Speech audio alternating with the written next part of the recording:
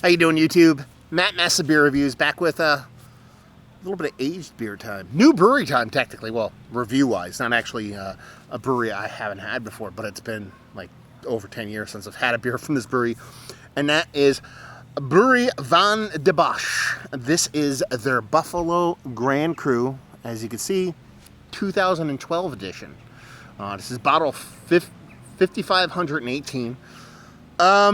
Yeah, I have not had a beer from these guys in, it might even be 20 years. I know them for the Potter series, the Potter Vien? I forget what it is, but I know them for the Potter series, and they do like a Pater Brun, they do a Pater Blonde, they do a Pater Triple. But again, I haven't seen one of those beers in probably close to 20 years. So today, I had to go to northern New Jersey with my wife. We didn't have to go. We just wanted, COVID times. We wanted to go drive around and look at the pretty fall colors. And my buddy has a brewery up there called Muckraker Beer Maker. I've done a couple of their beer reviews. And I was like, okay, let's head up that way. We'll kind of fart around and go to a couple different places and, make a day of it. And I said, because I've gone up that way a bunch of times and I've seen all these little mom and pop podunk little kind of bottle shops. And I'm like, if I see any today, I'm stopping at all of them, because I never stop at them. Because I'm like, I want to find something old and unique. Guess what I found? For me, something old and unique. So you're talking about a 2012 8-year-old bottle of what's a Belgian dark barrel-aged beer. I have no idea what barrel this is in. I will butcher the Belgian speak on the back of here. It says, Bier van de Hagisten, Heerst de Vlees, Bier die fermented hont, re-fermented in the bottle, top fermented beer, re-fermented in the bottle, blah, blah, blah, blah, blah. So I don't know if they actually call out the barrel on this. I have no idea. I just know it's a Belgian dark. I know it's barrel aged. I don't know what kind of barrel, and that it's old. So I'm kind of excited to dive into it. It actually has a date marker on the top here of the exact time it was bottled. I can't see it though. Oh, I should have brought a wine key with me. This is going to be hard to get out, man. These kind of old school cork and cages sometimes can be a nightmare. Oh, man. Let's do the old. Let's work it out.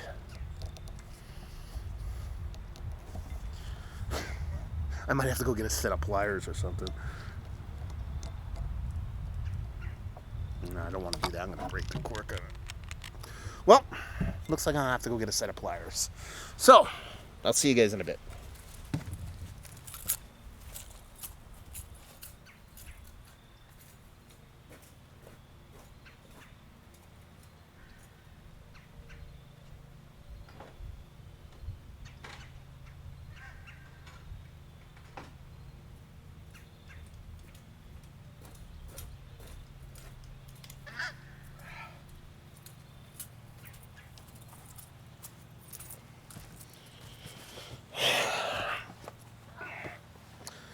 Okay, well, I'm back with a set of pliers. Fucking just butchered my goddamn thumb trying to get these things to slide, so let's see if I can actually get this off here now. Okay. Nope, the cork is gonna break on this. Ooh, I did get it, man. So, ooh, there you go. God damn it. Ooh, this might be corked. That would be a bummer. TCM, I forget what, TCE, corking. So we'll see what's what. Oh, it could just be the cork is a little bit sour. That looks pretty. You're talking about a big Belgian dark, has that nice soft murkiness to it. Yeah, label-wise, actually I like it quite a bit. Kind of classy, like me, not really. But I mean, that's Belgian dark to a T. I mean, that rich kind of fluffy malted malt ball colored head on it. That rich dark body, I mean, Belgian dark all the way. Definitely doesn't look like a quad or a double or anything like that. So, let's just dive into the nose. Yeah, I think I'm going to get a little bit of corked vibes. A little bit of TCM, TCE? I forget what it's called. I forget. Corking is like, it's in the actual cork of a cork, and it can kind of add this cork taste to wine and beer and stuff like that. I'm not adverse to it. Some people will drink it and they go, oh my God, this is disgusting. It doesn't enhance a beer for me. I don't think it enhances a beer for anybody, but it doesn't ruin a beer for me. But I'm getting soft chocolates, little bit of soft cherry notes, a little bit of sherry notes, a little bit of date figginess, done and done. It smells like an aged Belgian dark, Belgian double, almost like a Belgian or an English old ale kind of vibe to it too. So it just has these rich kind of adulty kind of chocolates, that little bit of date figginess, a little bit of soft red cherry. I assume if this is spirit based, maybe it's coming from that, but you can get that in a nice Belgian dark to begin with too. Doesn't smell too shabby. Let's dive in. Cheers.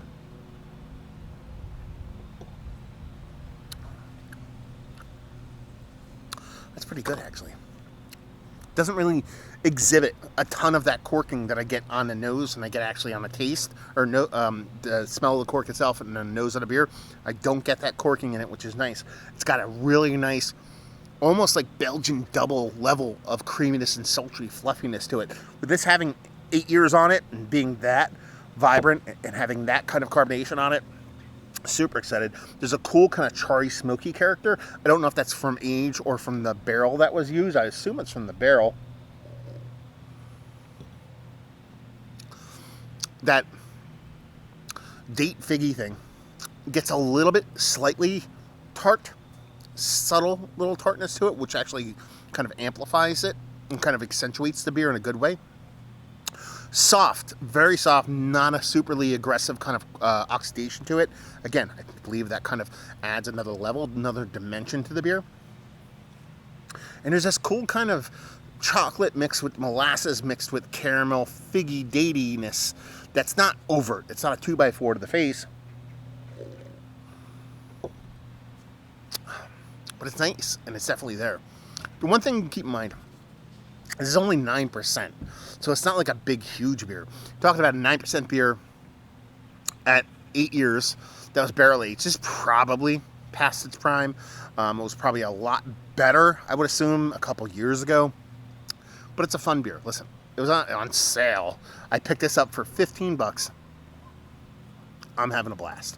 I love old beer. That is not a shock to those that have watched my channel quite a bit.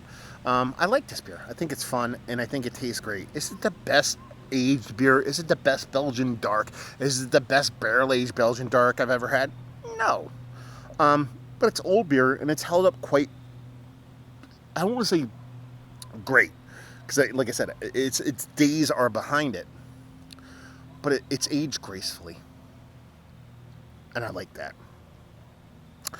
For me, getting into these kind of beers with age on them is just a fun little journey. It's one of my own personal loves and when it comes to beer. And I'm not looking to be blown away by the best thing I've ever had. If that happens, I am a very, very happy camper. But with aged beer, you have to go into it expecting it could be the hottest of hot garbages. And this is not that. From a brewery that I haven't had anything from probably in at least 2 decades. You know, and I don't have fond memories of the Patter series. I mean, they're fine. I believe they reminded me of Lef as far as their brew. They might have something to do with it because I think the labels are like super similar. Regardless, I like what this is giving me. It's giving me a nice, rich Belgian dark experience with a soft little barrel character, not a ton of oxidation, and a very fun beer. I like this. I think it's fun. I think it's tasty.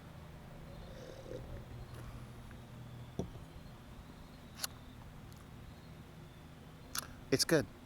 You'll like this if you... Oh, we'll get to that. Let's cut to the chase. So, chocolates, multiple levels of chocolates, nothing getting overly sweet. Soft little tartness to a date figgy kind of caramel thing going on there. Again, not super aggressive. A little bit of soft oxidation that I think is actually a bonus here, not a negative. And, well, exhibits a decent amount of corking. God damn it. Someone doesn't know how to mow lawns.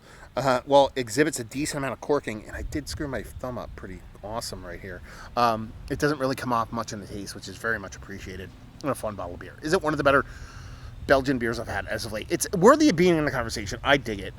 If you're not into aged beers, if you had this, it might not be your fancy. But if you're not into aged beer, I don't know why you'd pick this up in the first place, so take that for what it's worth. Baggage availability, like I said, 15 bucks for an 8-year-old beer off a shelf from a Belgian brewery.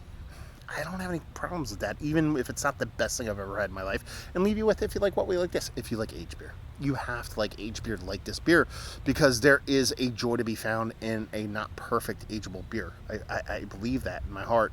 In a perfect world, though, I would have this exact beer fresh side by side with this, so that way I can kind of sit and compare. And that's something I'll try to strive for. I'll try to find one of these fresh, because it's really hard to understand how this beer has changed over time without having the original. So that's why, when people out there, if you're into aged beer, always buy multiples and always open one fresh, because that's where this becomes next level fun, is when you have this beer when it's fresh and then you open it 8 years later, and then you're like, okay, it's gotten better here, gotten worse there, or, you know, any other direction. I love aged beer, so I love this beer. So there you go. Little fun review in the books, a little aged beer in the books. Hopefully you guys enjoyed it. Down there, if you want to talk about it, Massive Beers. If you want to check me out doing the social media stuff, Beer Massive. Want to check me out doing the whole podcasting thing, and hopefully you guys enjoyed the review. Hopefully you're enjoying a little bit of 8-year-old beer right now. Hopefully see you next time. Cheers.